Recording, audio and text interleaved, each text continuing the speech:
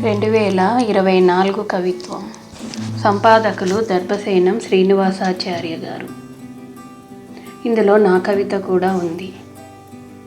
శీర్షిక భరోసా ఏదో దొరికినట్టుగా. భరోసా ఏదో దొరికినట్టుగా. విశ్రాంతి అవసరమైనప్పుడంతా చీకటిని ఇష్టపడతాను. అప్పుడే ఈ లోకాన్ని మరచి గాఢ నిద్రలో నాతో నేను గడుపుతాను. అందుకే పగలు కన్నా రాత్రిని ఎక్కువ ప్రేమిస్తాను. ఊహకందని గందరగోళం, వెంపర్లాట, దారి తెలియని రాత్రులు, పాదాల కింద ముక్కలవుతున్న ఎండుటాకులు, కర్ర కర్రమని చప్పుడు, గుండె కోస్తున్నట్టుగా వినలేని శబ్దాలు, వణికే ప్రాణం, అకారణంగా వీచే ఈదురుగాలులు, కళ్ళల్లో నలతపడ్డ బాధ,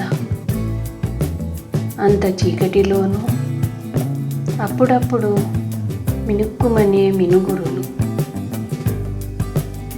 ఆ కాంతిలో అక్కడ ఎవరివో పాదముద్రలు కనిపిస్తూ ఏదో ఆశ తలుక్కుమంటూ మెరుస్తుంది. భరోసా ఏదో దొరికినట్టుగా. ఆకాశం బూడిద రంగులో కనిపిస్తోంది. ఆకుల మీద మంచు ముత్యాలను లెక్క పెడుతూ నేను, పాటలు పాడుతూ కొన్ని పక్షులు, వినడానికి హాయిగా ఉంది. పిల్లలు, కుక్కలు ఆహారం కోసం ఆసక్తిగా ఉన్నాయి. గద్దల గుడ్లగూబల చూపు మాత్రం తీక్షణంగా ఉంది. రాత్రి నక్షత్రాలు మెరుస్తుంటాయి, కానీ అవి చాలా దూరంలో ఉంటాయి. సముద్రం ఎప్పటిలా గంభీరంగానే ఉంది. అయినా అలలు ఆహ్లాదంగా కదులుతున్నాయి.